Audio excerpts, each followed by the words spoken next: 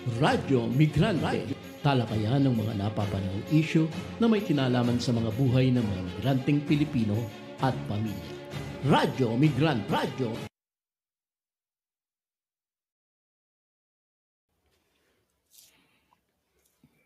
Okay. Yun. Yun. Yes. Dale. Magandang gabi po sa inyong lahat. Magandang gabi po sa inyong lahat. Nandito na naman Radyo Migrante nagbabalik. Mula po sa dati naming time slot na Sabado. Maganda. So, ngayong gabi pag-uusapan natin ay tungkol sa kalamidad, korupsyon, at yung isa pa ay krisis, Kalamidad, sabi nga. Kalamidad, korupsyon, klima at krisis.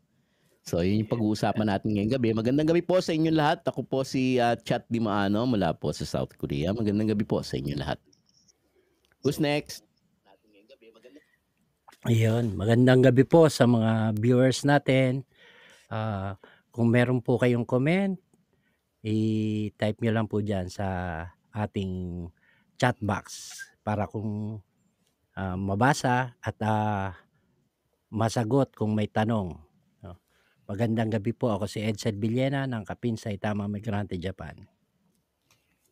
Yes, konbawa, mga kapatid dyan sa Japan. At tawag nito, annyeonghaseyo.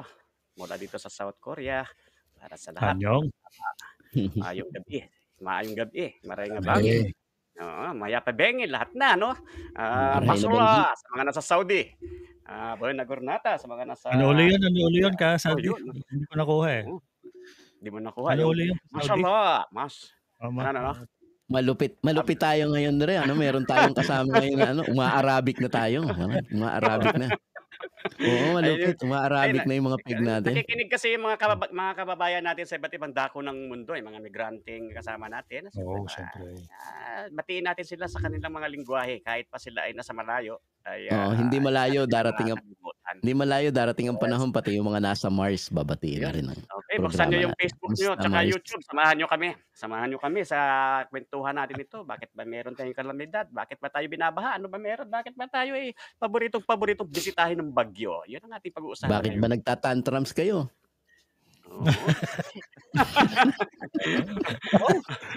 Binabagyo na, tantrums pa rin. Kaya nga nagtatantrums kasi binabagyo eh. Hindi, nagbabago ang kalamidad kaya nagtatantrums. Mismo. Okay. Mismo. Magandang gabi sa inyo mga kasama sa Korea. Magandang gabi rin sa mga kasama dito sa Japan. Konbawa, sabi nga ni kasamang Saldi. At sa ating mga kababayan po sa iba't ibang panig ng daigdig, sa mga chapters po ng migrante sa buong daigdig, dito sa Asia Pacifico. Magandang gabi po sa inyong lahat mga kasama at sa ating mga taga-subaybay. Masusubaybayan nyo rin po kami ang ating programa sa Spotify. Meron po tayong access channel. Nagtitipid ng data at hindi gaano sa video. Meron din po tayong Spotify para kung habang nagbabiyahe kayo, naghuhugas ng pinggan o kung ano man ang inyong ginagawa, ay pwede nyo pa rin mapakinggan ang Radyo Migrante sa audio version ng ating sa Spotify. At least hindi nyo makikita yung aming faces. Kaya nga ng natin ay ito na po ang bagong time slot ng Radyo Migrante. Tuwing linggo, 7 p.m. po sa Japan at Korea. Siyempre, 6 p.m. yan sa atin sa Pilipinas. Kaya yan, samahan niyo po kami dito sa panibagong edisyon ng Radyo Migrante. Ngayon po ay October 24, 2024. At ang pag-usapan po November, sorry. December ba sinabi ko? October. October ko yan. Kasi ako na isang buwan. Anyway, yan. Maganda ang pag-uusapan natin ngayon. At meron tayong bisita, syempre. At ang ating apo. Apo na ninyo. Apo yan. Pamangkin naman siguro sa akin. Bisita po natin ang National Coordinator ng Youth Advocates for Climate Action Philippines o YACAP-PH. Walang iba po kundi si Rachel Pagsanahan Junsay. Pwede na pala ipasok siguro si Rachel. Diretsuhin na natin ito at para marami tayong mapagkwentuhan. Excited tayo, of course. This is the second time, no, na guest natin ang yakap sa ating programa, at very interesting sa atin itong usapin ng climate change. Siyempre, mga kasama, meron ngang kampanya ngayon. Parang pagyakap ang guest natin, mga energetic tayo. Siyempre, kailangan sabayan natin yung youth, kahit na gayut, sabayan natin yung youth, di ba? Kahit paano. Para hindi naman nakaka-jahe, di ba? Sige. O, di ba? Total, pinakilala natin. Yung jahe, usap mo ba sa kanila yun? Rachel, magandang gabi po. Welcome sa Radyo Migrante. Hello, magandang gabi po and good day sa ibang dako outside Pilipinas po. Hello. Hello. Hoy, nanonood sa atin si Pastor Edwin ng Tsaka si Richard Magsino from Tegu. Magandang gabi, Richard. Shoutout daw sa shoutout. Yan. Yung mga baka pwedeng ating mga kasama sa yakap, sa iba pang i-share nyo po sa inyong mga pages o group itong ating link ngayong gabi para marami po kasi sigurado marami tayong mga matututunan ngayong gabi, lalo na sa atin na medyo hindi na gaanong kabataan, hindi manghingi tayo ng impormasyon sa mga mas bata at may alam kung saan nangyayari sa ating kalikasan. Tama ba yun? Ganun ba? Mismo. Tama. Tayo, lumaki tayo sa mga pamahiin kung bakit ba umuulan, bakit bumabagyo. Hindi natin alam yung mga scientific definition nito at mga kadahilanan. Kaya makikinig tayo. Yun. Dapat lang natin, dapat ganun talaga. So, yun. Naman, mag-comment po kayo kung may tanong kayo. Just don't ask our age. Okay lang po yun. Kasi, para kasi naksak sa puso nun Tipong tatanungin mo yung distansya ng tanongin kung malapit na kasing mag-senior si chat. Wag na pong ganon. Walang ganon Sige, nandiyan si Rachel. Rachel, pwede bang konting lang siguro, backgrounder, ano ba ang yakap at bakit nabuo ang yakap? Yes, hello po. Ayun po. So yung yakap po, actually, tumatayo po siya sa Youth Advocates for Climate Action Philippines na tinayo noong 2019 po. Bali ito po ay mga samahan ng mga individuals, student organizations, and student councils po na sama-sama collectively sumusulong for climate justice. So nagsimula po kami na member orgs pa lang po ang meron. So mga council and organizations po sa iba't ibang university hanggang sa nung nag-pandemic po ay nakita yung paglago sa need for individuals to participate doon sa climate movement. Kaya nag-open na rin po yung pinto ng yakap para sa mga individual members. Ngayon po, ang yakap ay may iba't ibang chapters. So, nakakalat po kami sa buong Pilipinas. Meron po kami sa NCR, North plus Central Luzon, South Luzon, Visayas at Mindanao po. Internationally naman po, ang yakap din po ay kabilang doon sa network ng Fridays for Future at pati na rin po ng PRCJY or People Rising for Climate Justice Youth. Ayun. Yun, labak pala na samahan, Tama naman yun Maganda kasi yung ginawa nila, It's high time para talagang yakapin natin yung nangyayari, nangyayari sa kapaligiran ngayon. Dati ang bagyo sa atin, parang wala lang, bagyo lang, di ba? Lumakas ang hangin, umulan. Iba na ngayon ang bagyo, Binabaha na Bagyo ka lang, pinuwi kami. Nagla-landslide. There's something wrong with environment, di ba? Yung dati kasing level ng bagyo ngayon, mga 10 years ago, parang super typhoon, sinasabi natin, mga ganyan. Pero ngayon, halos lahat na dumadaan na bagyo sa atin ay super na, wala nang lahat na ng bagyo sa atin, kalamidad, bagyo, magnanakaw sa gobyerno, bagyo din. Maraming bagyo sa atin. Maraming klase ng bagyo sa atin. Sige, dati, bagyo sa atin pagka signal number 3, super typhoon na yun. Ngayon may number 4 na yata, lalo naman sa Hong Kong. How many numbers meron sila pag nagbabagyo doon?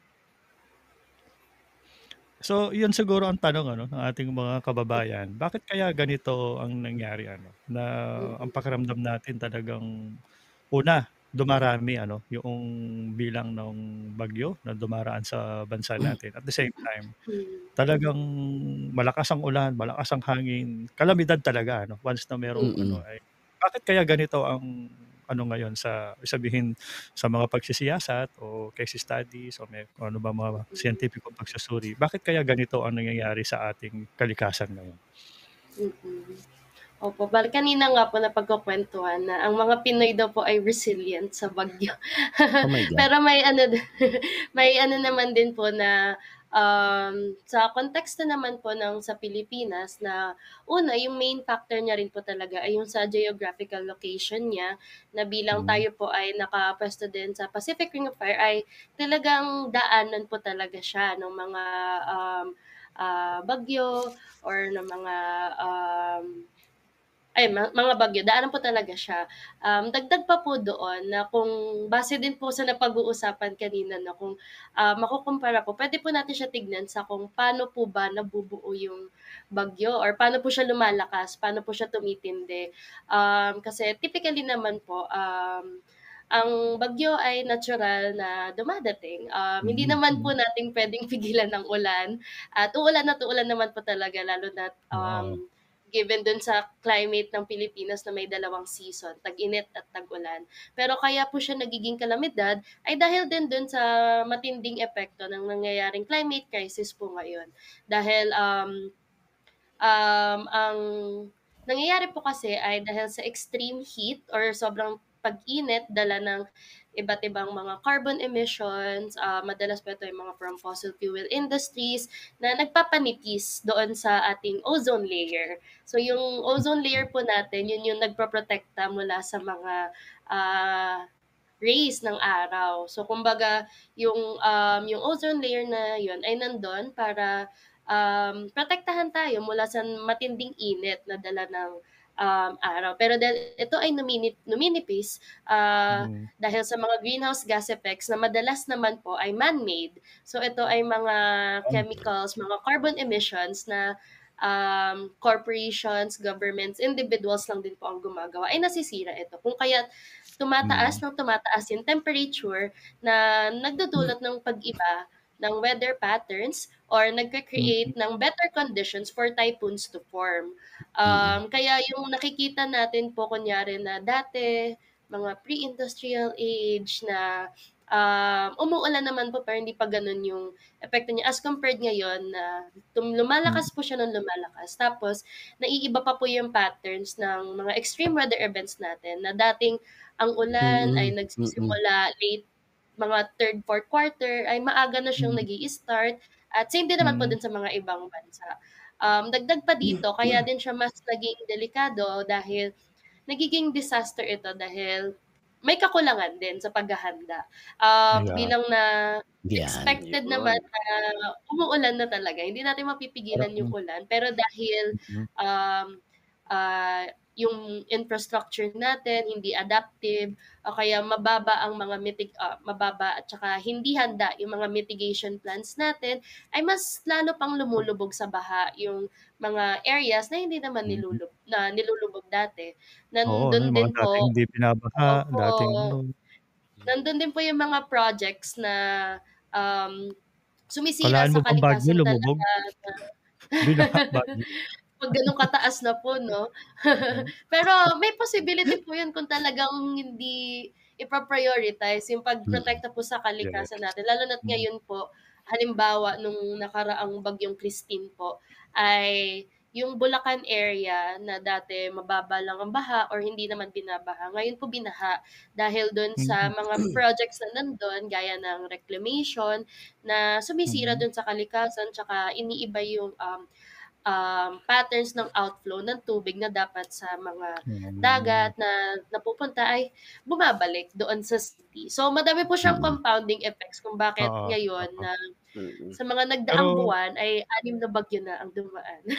oo nga 'no. Pero sa So, kumbaga sa simpleng paliwanag ba, masasabi ba natin na ang climate change o krisis na ito sa klima ay mas malaking porsyento na dahil na rin sa kagagawan ng tao o yung Opo, ano. yes po.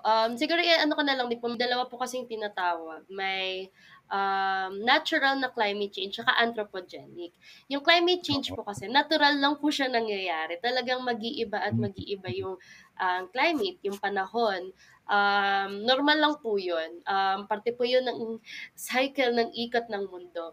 Pero nagiging anthropogenic po siya or nagiging hindi natural dahil nilalapatan po ito ng mga man-made projects na nakasisira sa Mm. kalikasan. Kung kaya yung typical na uulan na kaya naman nating maging ready ay mas Mm. nagiging malala. So ang Mm. karamihan po talaga ay dahil din po ito sa mga proyekto, mga projects na patuloy na nagde-degrade ng environment po natin. Mga mining, mga fossil Mm. fuels, at iba pa pong Mm. mga um, anthropogenic projects. So, Yeah. ayun. Al- Kaya po Alam ang naman tayo ng tinatawag din, ay anthropogenic. sorry, opo. Oo. Ang tinatawag Alam ko po, lang yung dati anthropogenic. nangyayari, hindi po Alam nyo siya, alam sige nyo, po. ang nagets ko dun sa sinasabi ni Mm. ni hindi ko alam kung Rachel o Rachel, baka binubutcher ko yung kanyang pangalan, ano? Rachel ba? Rachel. Rachel. Opo, O si Rachel po. Rachel.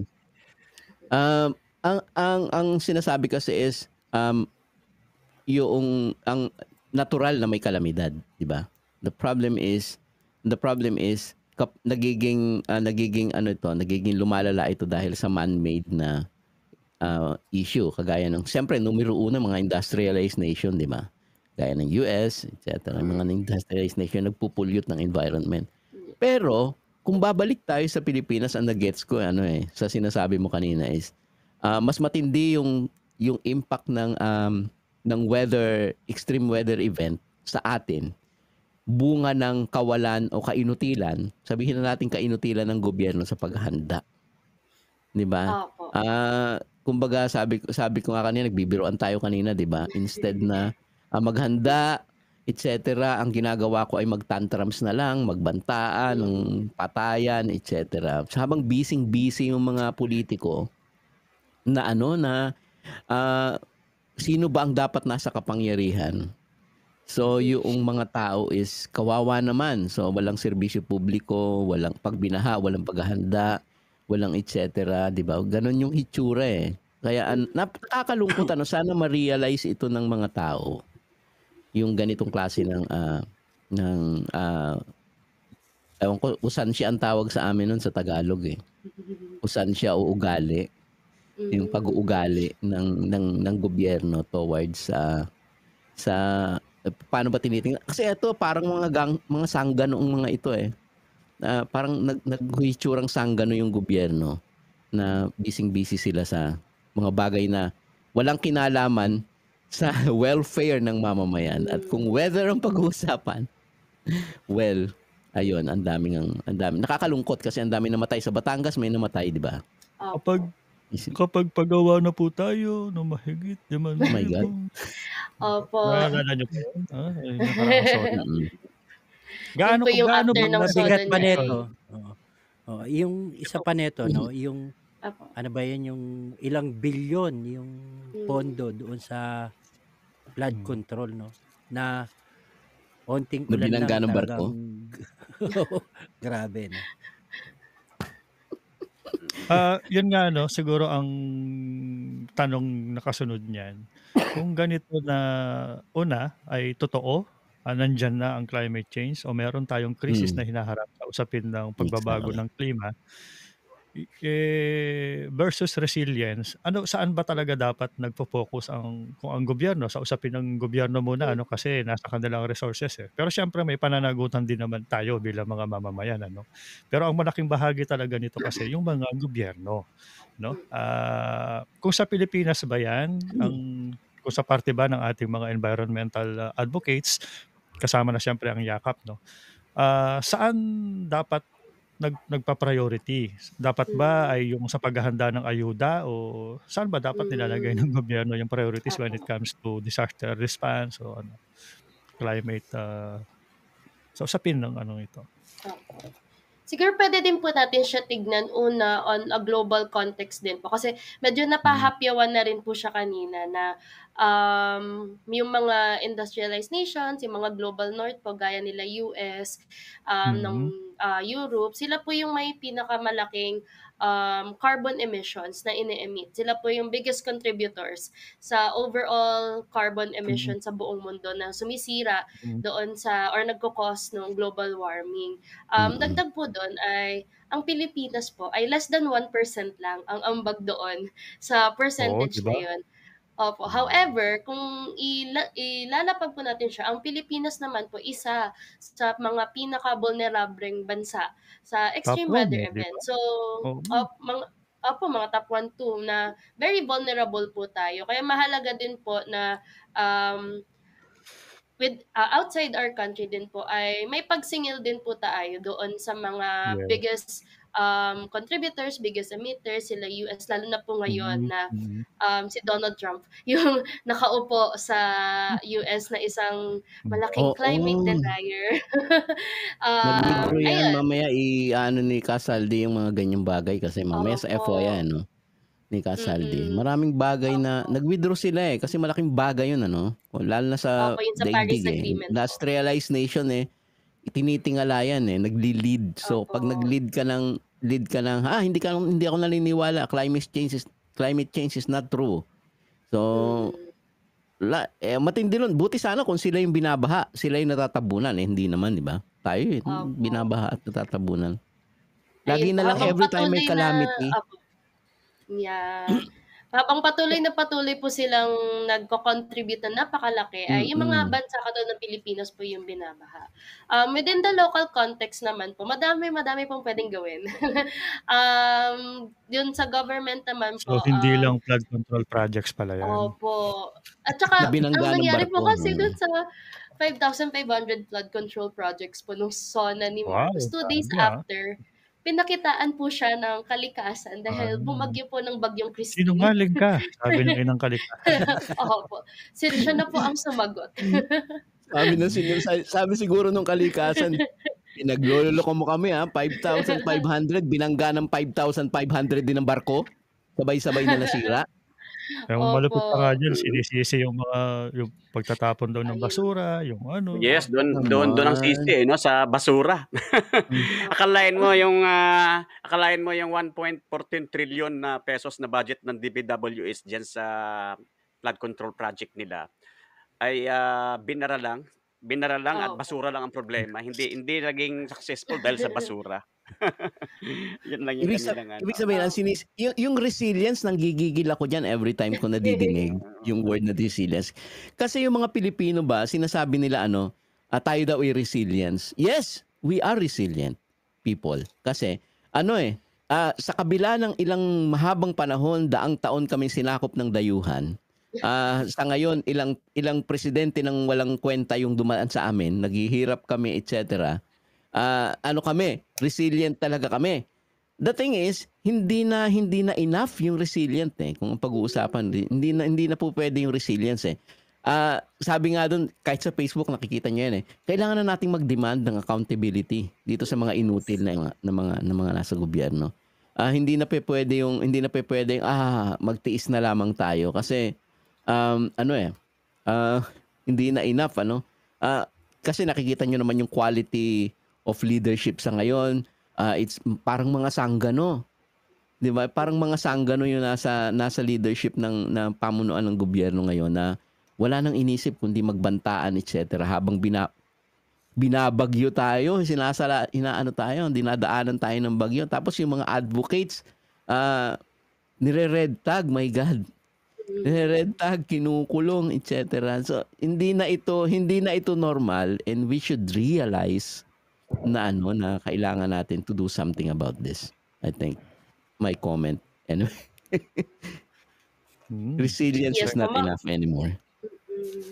Mabalik din po dun sa tanong kanina na madami naman po pwedeng gawin. Una't una, lalo na nabanggit po kanina na nasa gobyerno naman po yung resources, ay talagang i-ensure yung transparency doon po sa budget. Dahil doon nga po yung sa nabanggit kanina na sa 5,500 control, 5,500 flood control projects ay hindi naman po siya nakita or hindi siya naramdaman. Kumbaga doon po natin siya pwedeng questionin at maging critical na kung saan po napunta yung mga budgets na Where the F are the money? Yes. Tapos dagdag pa po doon yung prioritization sa budget po no na karamihan ay nilalagay sa military or nilalagay yes. sa infrastructure na instead na binibigay nga po sa social services, education, ay doon pa po tinutuon. Dagdag pa po dito kahit yung budget sa flood control or sa environment po ay despite it being high, ay kulang pa rin po yung pag-ensure na kung ito po ba ay nagagamit ng tama, kung nabibigay po ba ito ng maayos sa mamamayan. Dahil ang nangyayari po ay tuwing may bagyo, reactive lang po tayo. Hindi po tayo nagiging handa sa pagdating. Kumbaga, nawalan na po ng bahay ang mga tao, binaha na po ang mga city, tsaka pa lang po magbibigay ng ayuda, tsaka pa lang po magbibigay ng mga bigas, ng mga canned goods, imbis na iwasan na siya in the first place. Kaya ang matinding panawagan din naman po talaga ay una, reparations for loss and damage, at ano na rin po, yung proper mitigation plans, yung pag-ensure na dahil alam naman po natin na uulan at uulan, babagyo at babagyo, ay dapat prepared na po tayo doon. Ngayon po kasi ang nakikita natin ay yung mga budget or yung resources na dapat nakalaan for compensation para dun sa mga biktima ng mga bagyo ay nabubulsa or napupunta sa ibang projects na iilan lang naman po ang nakikinabang. Ayun, nung nakakapag-concert po sila habang yung Pilipinas binabagyo, sinisisi sa masa, na basura daw po.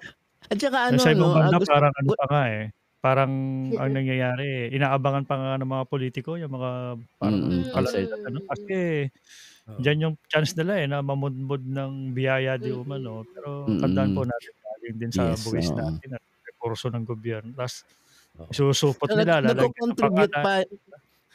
nagko-contribute pa sa patronage politics Chief. Di ba ka-RD? Nagko-contribute doon na parang lagi ko nakikita sa social media na daw yung pera daw ng bayan ay ginagawang parang kanya. So pag namigay siya ng pera, it's less galing ito kay Congressman Di Maghiba o whatever who na sasabihin niya namigay siya. So parang sa kanya nang galing ang pera, di para tayong ginigisa sa sarili nating taba, di ba? Yung mga ganyan no, na yung mga kasi policy ng gobyerno yan no. Paano naman yung mga halimbawa yung mga mining, 'di ba? Una yan sa nakakasira ng environment natin ng kalikasan. Pero hindi mapigil dahil doon sa mga batas ng ginagawa ng ating mga mambabatas. Isa rin bang epekto yon kaya nagkakaroon ng climate change o pagbaha doon sa atin yung sa kalikasan? Opo. Malaki po yung epekto niya actually dahil halimbawa po yung nabanggit na mining na mga mining at quarrying sites po no na yung mga ganong projects po bukod sa hindi naman po tayo ang nakikinabang nun ay sumisira lang po siya sa kalikasan. Wala pong proper accountability doon sa pagmina sa area at hindi po napapangalagaan. So pag bumabagyo ay dagdag pa po yung mga sediments na tinatawag na lalong nagpapalala doon sa epekto ng pagbaha, pagbagyo. So nagkakaroon ng mudslides, landslide dahil ginagawa niyang vulnerable yung mga lupa with sa kapaligiran ng area kung saan ginagawa yung mga mining and quarrying. Makikita natin to nung Typhoon Christine sa bandang Rizal po na may mga quarrying sites doon. Tapos may mga ibang projects din po na nagpapalala ng baha gaya nga ng nabanggit kanina, mga reclamation projects na ang nag-a-approve naman din po nito ay mga government agencies. Sila DNR, sila Markite. Sinabi ni Marcos na meron daw ban on reclamation projects last year ay hindi naman siya naisulat sa papel at hindi na-implement. Kaya patuloy pa rin po yung reclamation projects na sumisira doon sa coastal defense sana natin. So kung halimbawa po sa Manila Bay na kung sakaling mag-overflow yung mga tubig sa Maynila ay pwede po siyang i-outflow doon sa Manila Bay. Pero dahil ito ay tinatayuan, sinesementohan, hinaharangan, ay bumabalik pa yung tubig pabalik sa city. Kaya malaki din po yung pagpapalala nito doon sa effects ng bagyo na nararanasan natin na sa punot dulo ay sila-sila ang kumikita. Kumbaga, sila-sila lang, ilan lang po ang nakikinabang sa mga projects na to at yung masang Pilipino pa po yung nabibiktima or naapektuhan negatively natong na-approve na projects. Heartless. Napaka-heartless naman. Ano yan, comrade, parang napaka-double standard ng gobyerno. No? Akalain mo, mayroon silang halimbawa, mayroon naman talaga silang proyekto para tugunan yung climate change. Diba? Ditong 2024 nga, mayroon silang nakalaang budget dyan. Diba? Para maabot yata ng 543.4 billion. Para dyan sa mitigation, ano tawag dyan? Nabubuyol ako. Mitigation and adaptation strategy nila sa balangkas ng climate change action plan, di ba? Ngunit ang budget na ito ay parang mas nakalaan pa doon sa resilience, disaster resilience, doon sa ecosystem resilience. My goodness. At pagtutok sa tinatawag na pagkamit ng mga development aspirations nila para pababain kunyari yung carbon emission tulad halimbawa pagbabawal ng mga jeepney, isa yan sa mga isa sa mga dinadahilan lahat nila. Lahat ng pamimerwisyo, ano ka Saldi ginawa? Pero in the end, parang nagagamit nila yung budget na ito para iangat din yung kanilang political ambition, political aspiration nila. Exactly. Pero sila rin yung sumisira ng ating ng ating kalikasan, di ba? Kaya nga kung papansinin mo, parang nakakawing sa ating political na struktura yung ganoong usapin ng climate change. Kapag pinakialaman na ng mga politiko, ng mga gobyerno natin. Yung traditional system of politics, no? Speaking of, kasi, di ba, ang alam natin, ang Pilipinas ay kasama dyan sa Paris Convention, no? Sana Paris Commune na lang, sir. Pwede rin. Pero as a member ng Paris Convention na ito, supposed to be ay part ng programa o protocols na binuo rito ay yung suporta sa mga maliliit na bansa para doon sa crisis mitigation pagdating sa yung epekto, siguro bawasan yung epekto ng climate change o crisis na yan sa klima. Kung yan, siyempre gobyerno ang kausap dyan, at sabi nga ninyo, parang pagka dumaan na sa gobyerno ang pondo, kung loan man yan o tulong, hindi talaga, so sabihin, in a way ba itong involvement natin sa Paris Paris Convention na ito, meron ba talaga tayong napapakinabangan in terms of actual na suporta, no?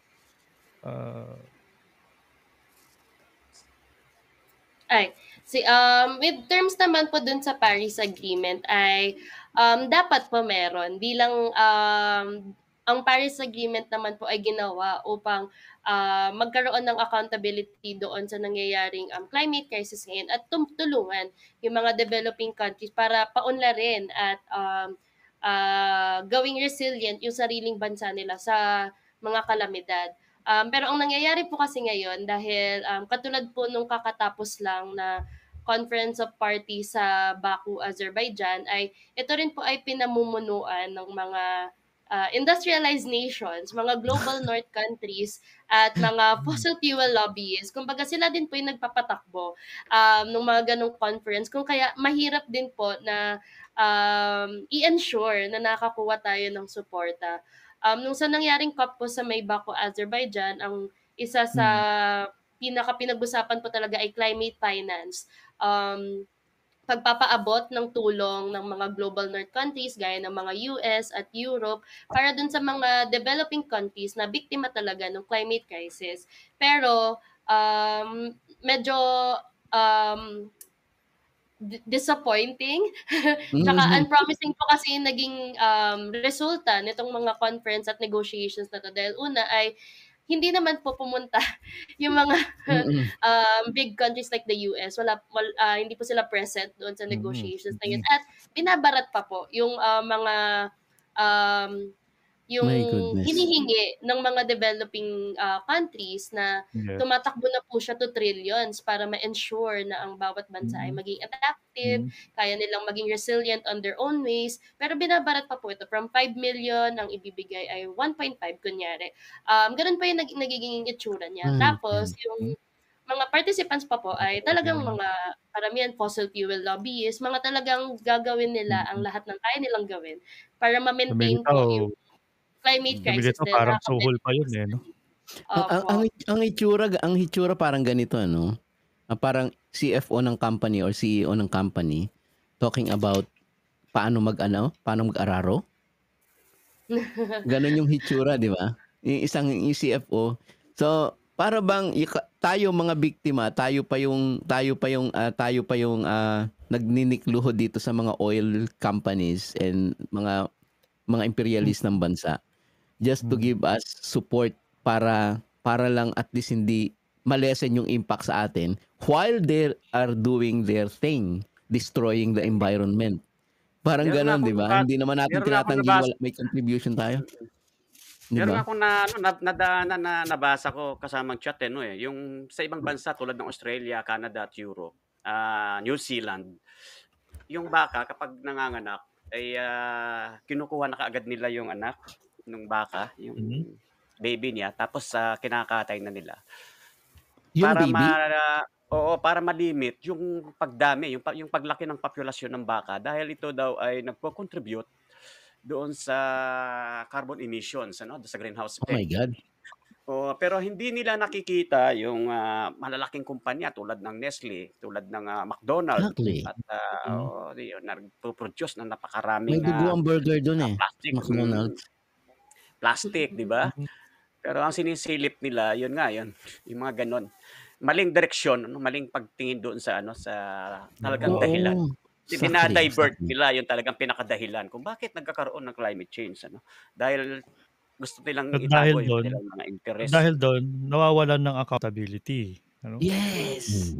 Bumura ito sa accountability. Shoot na shoot yan, sa balde. Speaking siguro yun, nailatag sa ating kanina ni Rachel, yung usapin ng yung larger scale in a global situation. Locally, speaking of the previous government, hindi lang itong kasalukuyang inutil kasalukuyang gobyerno. Ano na ba ang effort ng ating gobyerno sa kasalukuyan o saan na ito na po? Ibig sabihin, meron siyang plan, of course, doon sa zero emission, zero carbon, and so and so. Pero lahat na ito, ngaw-ngaw lang eh. So, in actual terms, ano na ba ang inabot natin? May ginagawa ba talaga? Oo, yun ba? May ginagawa ba talaga?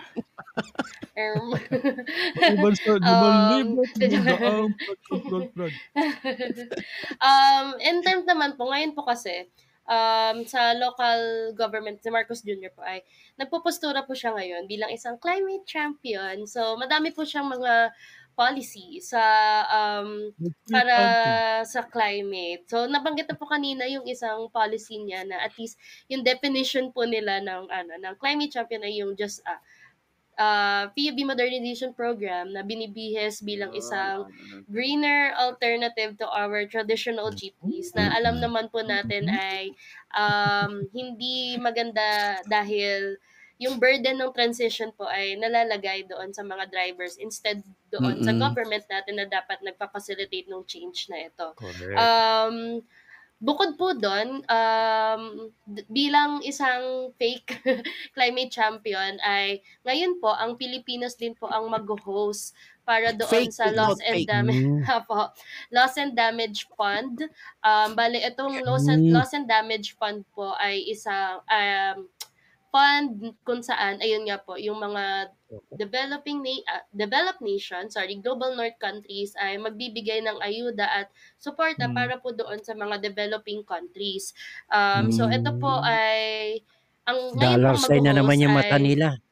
Opo, exactly. So ngayon po ang mag-host ng board ay ang Pilipinas po, and doon ngayon po kasi lumalakad pa lang po siya. Pero ito na po yung pwede nating way para maging critical kung paano yung paglatag nito sa loss and damage funds na to, bilang ito po ay napakalaking pera na para sana sa pagpapalago ng industries natin, ensure ng plano para sa mga bagyo, ay dapat po nating makita sino ba ang mga in charge dito, paano po ang plano, dahil ang bilis pong napatupad at nailakad yung Loss and Damage Fund Board dito sa Pilipinas. So mahalaga din pong makita or ma-investigate kung ano po ba yung pakay talaga sa host natin dito, at yung pag-ensure na yung makukuha namang pong tulong mula sa funds na ito ay yung mismong tao po yung or yung Pilipino po yung makaramdam, hindi yung iilan lang na nakaupo.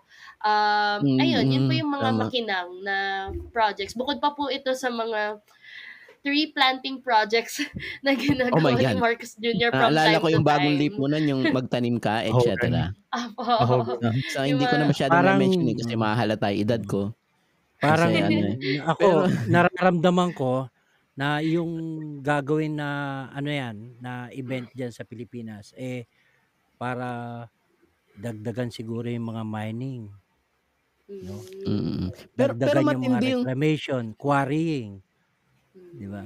Pero they need to pay. Tama yun eh. They need to pay sa damages na ginagawa nila, no? Justice yun actually. Pero dapat hindi tayo natatapos sa payment lang eh. Oo, yun nga yung natin dapat. Dapat yung maging mapagbantay yung mga kababayan natin, yung mga mamamayan, na sa likod nitong gagawin na to, na yung pagbabayad nila ng damage, ano naman yung kapalit nito? Yun yung dapat natin. At business as usual dapat, di ba? Oo. Kasi kung magbabayad sila at tayo ng flood control system, another 5,000. Kung magdadagdag sila ng mga dagat na tatambakan, mga kabundukan na bubutasin, mga kabundukan na papatagin, di ba? Parang sinusuhulan ka lang. Eto candy, para manahimik muna kayo. Di ba? Parang ganon. Kaya kung usapin siguro nga nung paghahanda o pagtugon locally, hindi kaya kailangan din natin na magpasa din ng kaukulang batas kaugnay nito para magkaroon ng pansalo doon sa Paris Agreement. Kailangan maging part siya ng baka kailangan talaga at speaking of, kasi next year election na naman so marami na naman mga epal politiko diyan, mga trapo na magbibigay ng ayuda and so na mula din mismo sa bulsa natin. Pero di ba pumunta sa Batangas nung may tabunan? Ang problema walang siguro baka meron din natin alam usapin ng batas para sa usapin ng pagtugon sa climate change. Baka it's time na kailangan magsagawa nito at may isa batas siya para kumbaga magkaroon ng clear mandate yung gobyerno na magkaroon siya ng accountable siya in a way. At the same time mapondohan talaga kaysa naman napupunta lang kay Grace yung pondo natin. Kokoy Villamin, dalhin natin doon sa talagang mapapakinabangan ng mamayan, hindi yung isusot na bigas at dilata sa tuwing may bagyo inihahanda ng mga politiko. Ano ba kung sa atin ba sa usapin ng lobbying mismo sa gobyerno natin, I know meron siguro mga politiko naman mga partido diyan na sumusuporta dito. Malapit na naman ang eleksyon.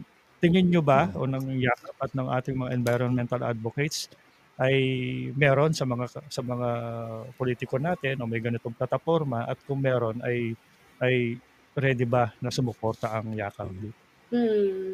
Ayun naman po, when it comes to like lobbying and policies naman po, ay open naman po ang yakap.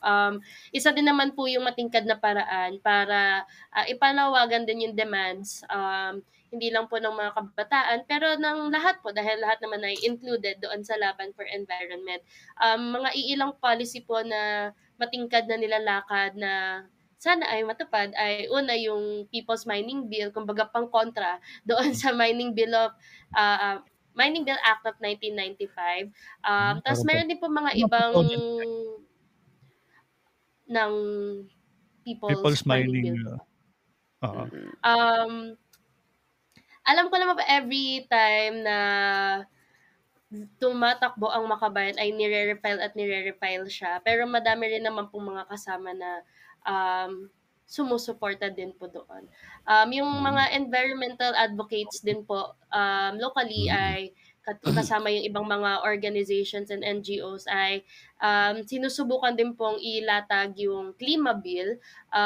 Ito naman po ay yung, ayun nga po, nabanggit kanina pagsingil sa mga dapat singilin, mga corporations, individuals na accountable doon sa nangyayaring climate crisis. At yun, punot dulo naman po ang as long as merong mga candidates or senatoriables na nagsusulong ng pagprotekta sa kalikasan, national industrialization para masuportahan natin maging self-reliant tayo sa ating bansa ay we open naman po ang pagsuporta ng yakap doon, ng hanay ng mga kabataang mga kalikasan. Dapat kung maglalabi tayo, dapat doon sa mga politikong makabayan. Saka yung bayan muna ang inuuna, di ba? Opo. Siyempre. Lalayo pa ba? Yung mga batas niyan, siguro, yan yung magsisilbing no, yung parang, kasi di naman natin kailangan tipong para nagtatanim lang tayo ng punong kahoy para masolusyonan natin yung climate change, di ba? Para tayong gardener nun Kailangan talaga natin makipag-engage doon sa mga, makipag-engage doon sa mga malalaking kumpanya na sumisira sa ating kalikasan, di ba?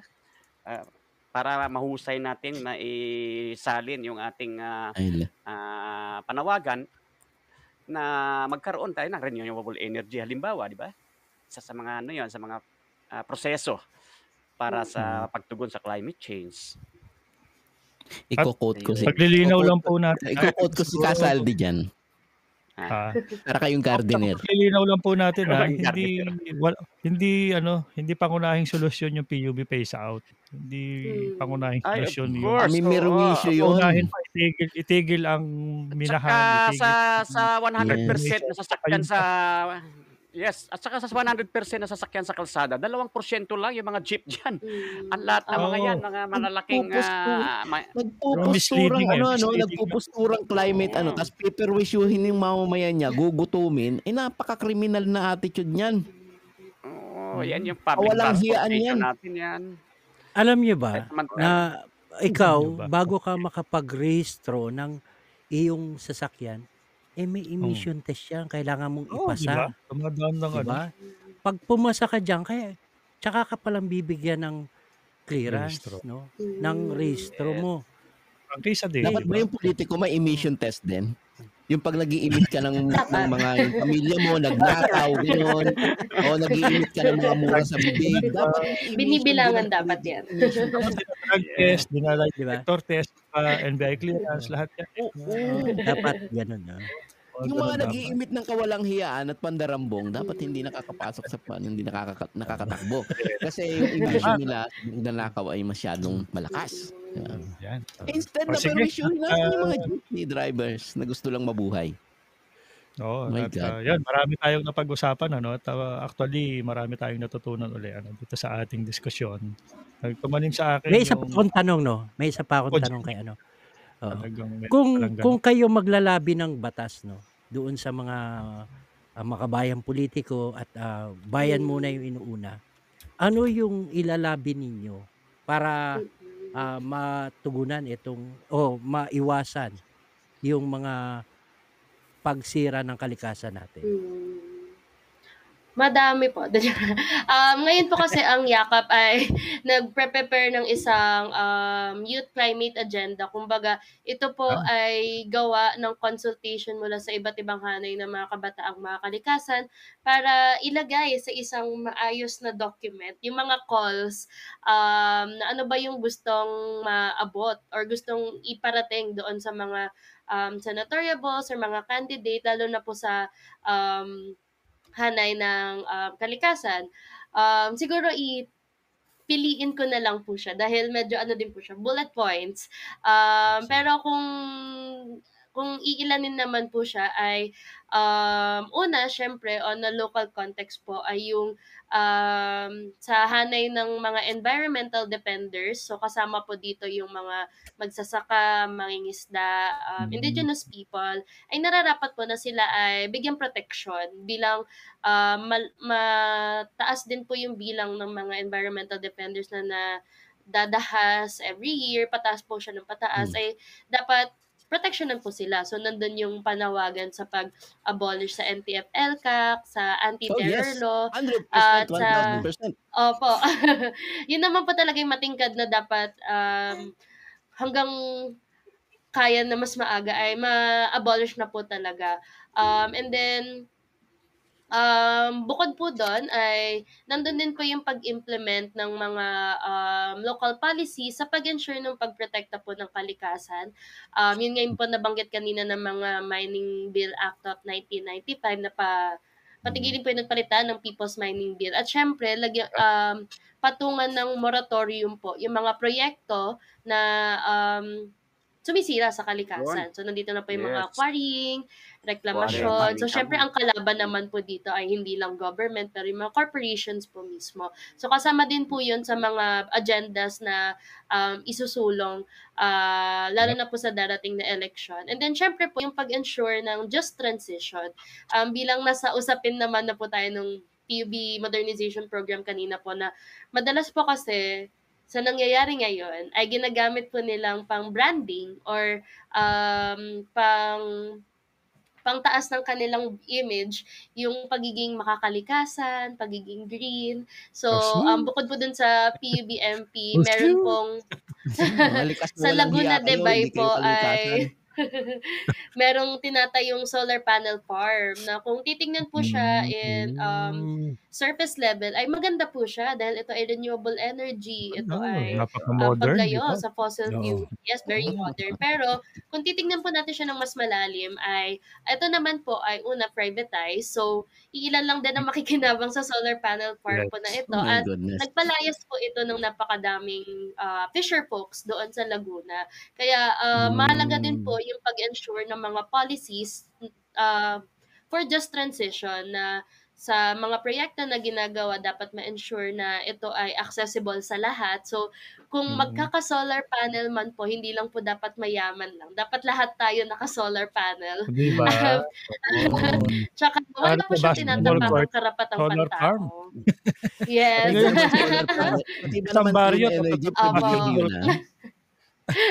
Kasi most of the projects po that are happening right Yes. now are at the expense of the human rights of the Filipino people po. Maraming napapalayas na farmers, maraming kailangan putulin na biodiversity. Mahalaga din po yung pag-ensure ng policies na itong just transition ay applicable sa lahat. And then, syempre, on a global context po, yung pag-participate pa doon sa mga conferences, treaties, para ma-ensure na bukod sa Philippines, ay we're also holding other countries accountable for their carbon emissions. So, mas TLDR pa lang po yun ng buong agenda. Pero, ang punot dulo naman po nun ay merong pake ang kabataan at lalo yung mga kabataan, mga kalikasan at meron silang kayang ilakad para ma-ensure na itong mga issues na ito ay madadala natin. Kung hindi man hanggang election ay further pa in the future. Yes. Ooh.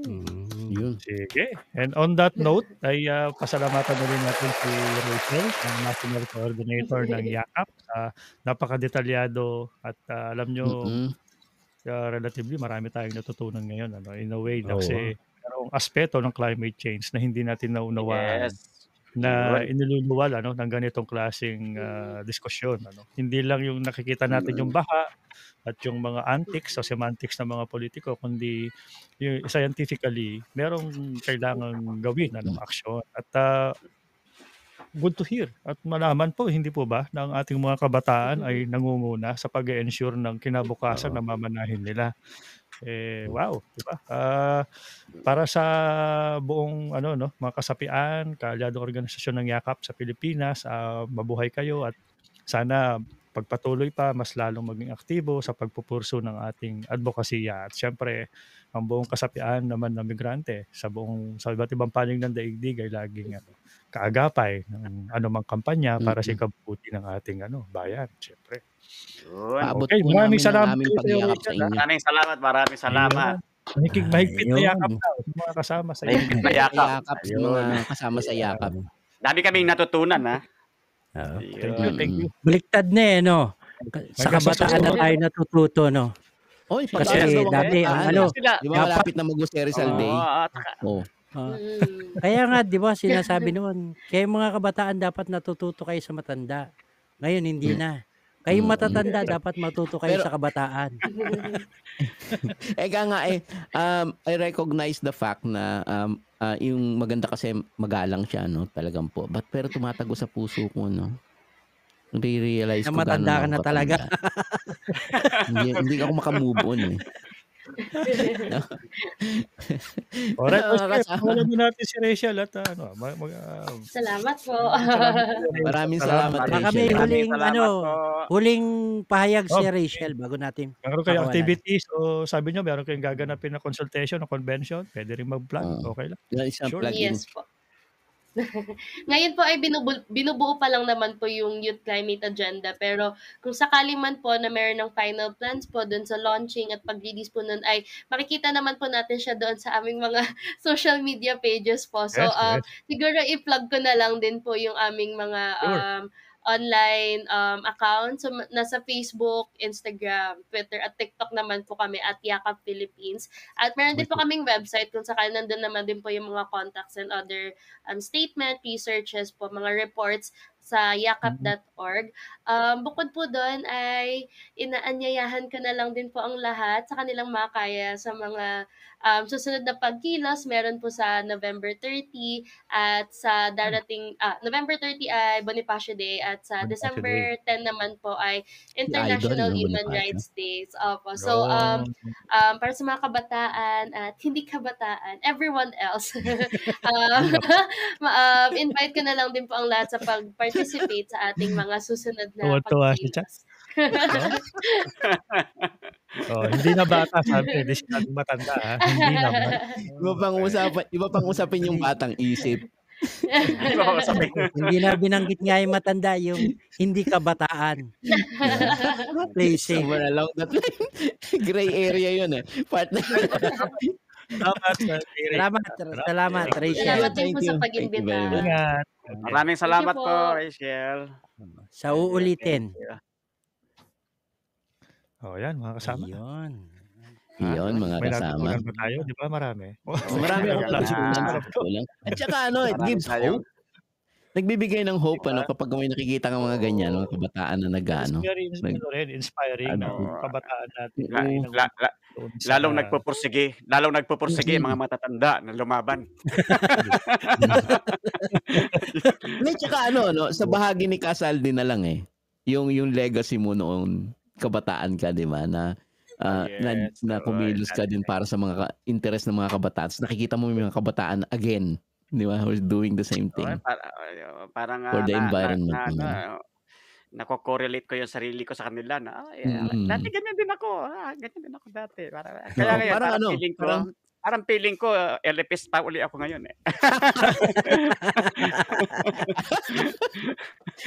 Yun. LFS baka looking for na yan. Di ba ang ibig sabihin ng LFS nyo ngayon? Iba ng LFS pala yun, no? Looking for something. Okay. So tapos na tayo sa usaping kalikasan. Siyempre, pag-usapin ng kalamidad. Sabi nga ni Reyes kanina, malaking bahagi niyan gawan tao eh. Ito, napapanood natin nakaraan, yung tantrums, pagbawala ng ating Gawain tao din yan. Oo. Napanood nyo ba? Yung pag-ranting. Sabi nila press conference daw. Pero parang hindi naman press conference eh. Pagiging panjay eh. Oo, parang umukulang sa isang banyo tapos biglang nagmumura. Tingin ko rin parang gano'n. Parang nasa banyo. Parang nasa banyo.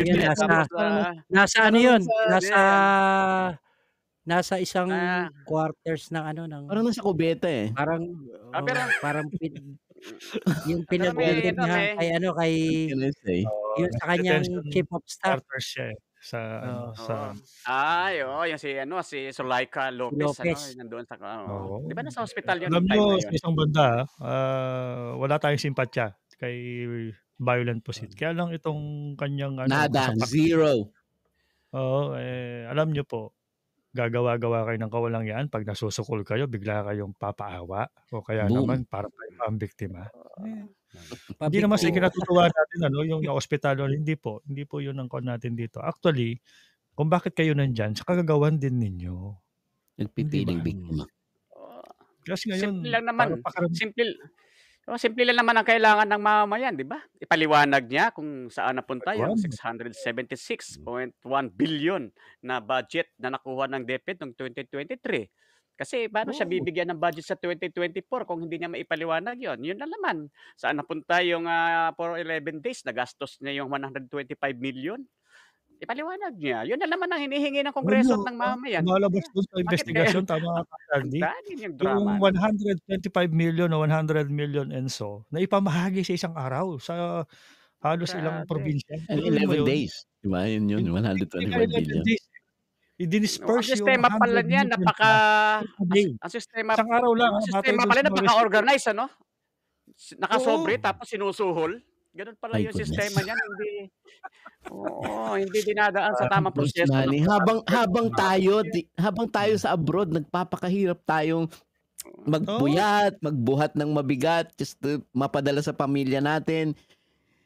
Itong mga tinamaan Tapos ng susuportahan whatever nyo yan, ganyan klase. na taong ito, kung mag-dispose ng pera na hindi kayang ipaliwanag, ano? Ganun-ganon Ayun na nga. lang. Tama ka, Hindi lumalabas doon nagagalit sa yung mga ano, mamamayan, ano? Bakit hindi kayo nagagalit? Why? lumalabas Why? doon Hindi ko yan, sa mga ang tawag doon, yung ang tawag kasi na doon, yung pagtanggap ng pera, yung mga tumanggap sa pumirma. Sa isang araw, mahigit 100 milyon ang na-disburse Wow. sa ilang pong probinsya. Ng isang Amazing. tao lang ang pumirma sa mga cheque na ito o cash disbursement. Wow. Akalain mo yun? Kada isang oras bumabiyahe siya, namimigay ng kung ilang milyon, tapos pipirma ka, Tinatapon. nabigay. Hindi tinatapon na Alam mo sa Korea yan, Bigay Isang lang araw, ang ganyan. dinisperse At sa ang mga masama, probinsya. ang masama niya, nung tinatanong na siya ng Kongreso kung sino yung taong pumirma na yon, di si Arrogante Mary pa, di ba? Cristiatos daw yun. Pero wala siyang identity, pero meron siyang pangalan na Mary Cristiatos. Arrogante pa. Wala Arrogante pa nga eh. Matapang pa. Siya pang matapang. Pero ito, Pero anyway, hindi naman natin, hindi dahil sa binabatikos natin si Sara, pinagtatanggol natin si BBM, ha? o hindi, Sa syempre. totoo lang, sa Hindi. totoo lang, yung dalawang yan, talaga namang magkakasabwat din naman yan sila sa krimen, di ba?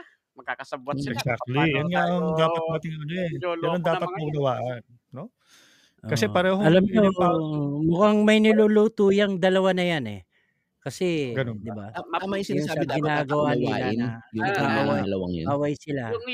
Yung bangayan nila masyadong kapanghati eleksyon. sa anay ng mamamayan. Hinahati nila yung opinion, hinahati nila yung panig ng mamamayan. Sana maging matalas yung taong bayan sa pagsusuri. Sa bangayan ng dalawang mga politiko na yan, na sila, tayo ang naapektuhan. Ay, tayo ang kawawa, kamo. Yung kawawa. ginagawa nila na yan, kasi para pagtakpan yung mga hindi nila maipaliwanag na pera kung saan napunta, di ba? Kaya mag-break muna tayo, mag-away muna tayo konti. Pero sa isang banda, kasi tama yung sinasabi kanina ni Casaldi rin na hindi porke na-highlight ngayon itong kawalangyaan ng BP, kakalimutan natin si Marcos sa CBP. Yes. Kung tutusin po, kakalimutan na natin yung mga kalukuhang ginawa. Kung hindi nagbiyak itong unit team na ito, sa tingin ba natin lalabas itong ganitong klaseng baho ng mga Duterte? Hindi siguro mangyayari yan. Kung unit team pa rin sila at friendship, parang hello, love, goodbye kasi ang kwento ng dalawang yan, di ba? Sweet nung kampanyahan. Halos magsubuan nga yan ng cake, di ba? In-underestimate nila yung kabilang side kasi bihasa yan sa ganyan eh. Yung punto to dyan, mapadidias man kayo, BBM, aminin ninyo, binudol kayo ng mga idolo nyo.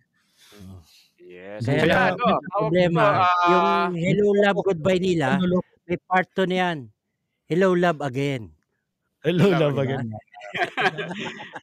Oo, baka Kasi ngayon ang nilulutong ko. malinaw na yung issue nila bukod sa ito ay sa side ni Sara, ito ay political persecution sa kanya. Pero sa side ni BBM, ito ay, Daw, ginagawa niyang oo, itsurang gano'n, pero it's not. dahil may political aspiration yung kanyang, bayaw, eh, tawag nito, sa isang banda malinaw na nailalantad sa mamamayan na meron tayong napakaraming pondo, napakarami nating pera, mayaman ang Pilipinas. Pero Masalapi, bakit? Oo, bakit naghihirap. saan napupunta? Bakit hindi nagagastos ng maayos? Bakit hindi natin kine-question yung, paano ito ginagastos ng ating, mga pulitiko, ng ating gobyerno? Bakit tayo tahimik sa ganito at, dinadala tayo sa Oo, kanilang mga drama at, gino-glorify pa komedya? nga yung mga Bantaan. nagdadrama, eh. Oo. Yes. Gino-glorify pa yung mga Pagbabanta, no? nagdadrama. Makikita ko sa Pero sabi niya, social media, eh. sabi ni, Gino-glorify pa, eh. hindi daw siya nagbabanta, sabi ni Sara. Hindi, may No video, joke, eh. Paano yun? sabi Video, kaya mahirap No niyang itanggi yun, joke. eh. Video, Pero, hindi pa pwedeng tumanggi ka. Ano ka, naka-fentanyl? malamang. Pero ano pa man, nagpapakita lamang yun na, tawag nito, napaka-stupid talaga ng isang botante kapag Oh, yes. inihalang Finally, natin the yung word. ganyang klaseng, Oo, pangulo sa darating na napakabulok. 2028, ano? kita Napakabulok mo, ng mga busy ka politikong pa to. lang, ipapapatay mo na yung Pangulo. At Oh saka my God. Hindi dapat internationally pinagkakatiwalaan, kumalat eh. yung balitang yan.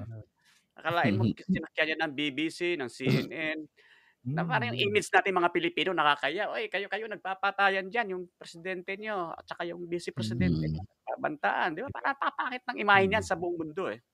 Tsaka hindi Lalo na marunong tayo, mahiya nandito tayo sa itong mga ibang tao bansa na ito. 'no, migrante tayo sa iba't ibang bansa, eh, Na nabibigyan kitang-kita, tayo no? ng imahe. Litaw na litaw Mm. yung yung yung impunity ng ating mga ayun, Yes. pakiramdam niya yata siya, Princess Sarah. Ano yun? Parang anak ng hari na Tingin ko pa nga tagapagmana dito ng sa mga Hindi trono, no? pulitiko talaga. ngayon, mga sanggano, eh. Oo, Sangganong-sanggano Walang talaga. decency. Warlord, Sanggano. warlord. Ugaling sangga sanggano. galing Yes. Sangano, napatropa sa mga adik. Alam niyo na. Tapos ganun ang itsura ng mga yan, sanggano kasi wala ng decency bilang isang Yes. public official. Wala na. And So gino-glorify pa. ganun natin dinidescribe yung mga sanggano, di ba? Di ba? Yung walang decency. Sindikato. Yan, Wala ng sindikato. decency at moral Yes. And ascendancy, deeply eka nga. ingrained sila sa ating sistemang pampolitika at gobyerno. Dinastiya Mm. 'tong mga 'to. Yes, At bangayan ganun ito sila ng kabulgar, hindi na malaking nila dinastiya. kinahihiya, wala ng delikadesa, pinangangatawanan nila na sila ay dinastiya at sila ay entitled sa kung anumang posisyon sa gobyerno na meron sila, gagamitin nila ang rekurso ng bayan, papasukin ng kongreso kung kailan nila gusto, Mhm. babastusin ang mga sistema dahil sila ay may puwesto. Ganitong Exactly. klaseng Yes. kultura ang gustong ipamana sa mga at we should resist, kailangan natin itong tutulan. At Yes. pakita po natin sa susunod na eleksyon na ayaw na natin sa ganitong klaseng mga politikong mga dinastiya na ito. Buwagin po natin sa pamamagitan ng isang boto, no? At siguro yan mga kasama, medyo gusto nyo tayo na lang uli ang mag-rant dito, eh. Pakikialaw. Mga kasama, dahil yung ating oras ay sumobra na. So, Oo. mga Yes. last word mga kapatid, Sige. Sinong gustong mauna? Last word. Who wants to Eh, go first? ako na. Yun nga po, katulad kanina ng pinag-usapan natin, no? Yung kalikasan po, dapat po tayong mga mamamayan maging mapagbantay din doon sa mga ginagawa ng pulisiya, ng gobyerno para sa kalikasan. Kasi po, kung hindi natin babantayan yan, tayo din po ang naapektuhan. Hindi naman po yung mga opisyal ng gobyerno ang naapektuhan ng pagbumaha. Bagamat kumikita pa nga sila sa mga kalamidad na yan. Kaya po dapat maging mapagbantay po tayo. At sa susunod na eleksyon po, alam na natin kung sino yung mga ating dapat ihalal. Yung nakalapat po sa masa ang ating ihalal. Muli Yeah. po ako si Edsel Villena ng Kapinsay Tama Migrante Japan. Yes, yun ako, sa bahagi ko naman, Hindi ako nakapag-FYI, ano? Napakahaba ng talakayan natin, napakasarap ng usapan, Napakasarap eh. eh. Napakaganda pa naman sana ng topic ko kung paano ko idudugtong si Trump kay, Ngayon mo na lang BBM, ano? sabihin, Brad. Ayun. Pero sa You kabuuan, have, hindi naman you have talaga 10 hindi naman minutes. Sabi ka talaga ng chairman, you have 10 minutes. yes. Hindi naman Para talaga tayong madali ang PAGCOM dito, paglaban. apat tayo. Yeah? Hindi naman talaga madali ang paglaban para sa climate change, ano? Responsibilidad dito Mhm. ng buong mamayan at lalong-lalo na responsibilidad dito ng gobyerno. Kaya kung hindi tayo makagawa ng ating sariling pagkilos para sa climate change, ay singilin natin. Kumilos tayo para singilin ang gobyerno. Magkaroon tayo ng effort para sa pagsingil sa mga pangunahing sumisira sa ating kalikasan. At siyempre malinaw naman mga yan, may mga pangalan ng mga yan, eh, kung bakit tayo Mm. binabaha, kung bakit tayo dinadalaw ng napakaraming kalamidad tulad ng nangyari sa Batangas nung Bagyong Christine, yung pagguho ng bundok diyan sa Talisay, Batangas, 'di ba? Yung matinding baha sa Bicol, yung matinding baha sa Bulacan at saka dito sa National Capital Region, naglutangan ang mga kotse diyan. Hindi normal lang na binabaha tayo pero hindi ganyan katindi, no? Bagamat may aggravating factors yung yung climate change, yung global warming, nakadiin pa rin ito sa kung papaano inaaksiyunan ng mamayan, partikular ng gobyerno, para mapigilan yung napakalaking damage na ito sa atin kapag Mm. nagkakaroon ng kalamidad. So sana mas palalim natin yung ating pagsusuri sa mga ganitong usapin at pag-usapan natin at mapagtulungan nating aksyonan ito. Ako po si kasamang Saldi mula dito sa Daegu, South Korea. Magandang gabi po sa inyo lahat. Yeah. Ako ay wala nang maraming sasabihin. Itong nararanasan natin na kalamidad, sabi nga ng ating guest kanina, si Rachel, malaking porsyento po nito ay kagagawan din natin. Bilang as pinagkatiwalaan ng daigdig na ito. Kasalanan din natin. Pero kung ang ugat talaga nito ay yung kahandaan ng ating estado, ng ating gobyerno, natugunan itong ganitong mga klaseng pagbabago sa klima at iba pa.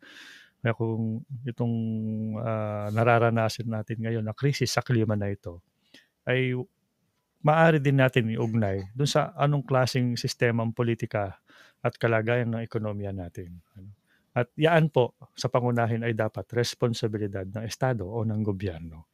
Kung ang gobyerno natin ang inaatupag ng mga nakaupo ay yung proteksyonan ng kanilang sariling interes, yung kanilang posisyon sa gobyerno, nami-miss out po natin yung malaking bahagi ng usapin ng accountability. Lagi nating inuulit-ulit na rito yan mula po nung sinabi ni Chat, talagang hindi na natin bibitawan yan. Accountability.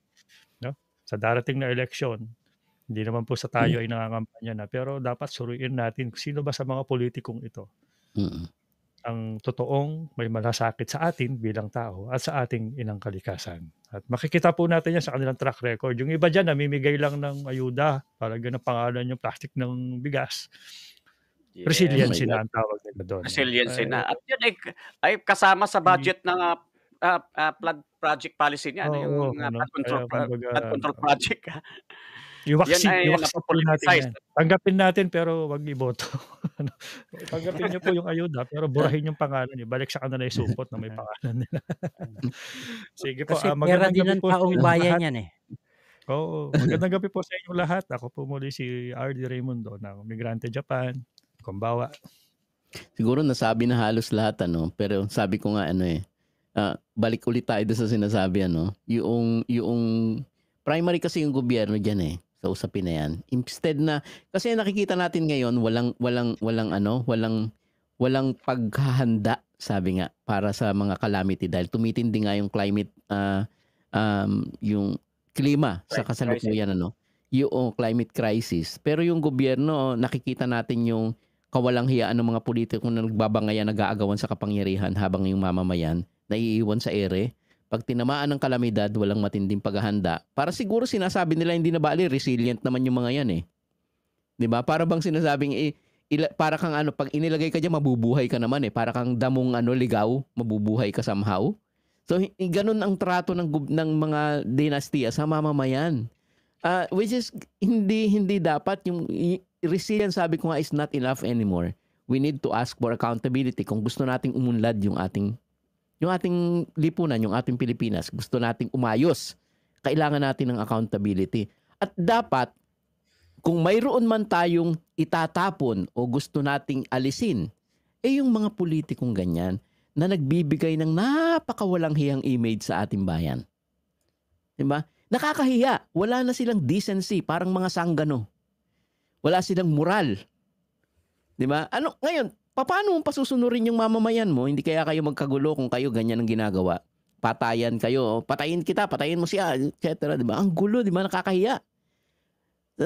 So, gagayahin yan. Ika nga ginagawa ng tatay mo gagayahin ko rin yan. Diba? Parang yung commercial nung araw, di ba? So, ganun po. Maraming salamat po. Maraming salamat po sa inyong lahat. Father like daughter. Accountability, ika nga, yung kailangan. So, yon. Basura yung mga yan. Ibasura yung mga politikong bulok. Yes. So, ayun. Sige po, ayan. Thank you very much po at bye-bye. Magandang gabi po sa inyong lahat. Magandang gabi po sa inyong Kita lahat. po tayo sa susunod na linggo. Magandang gabi po sa inyong lahat.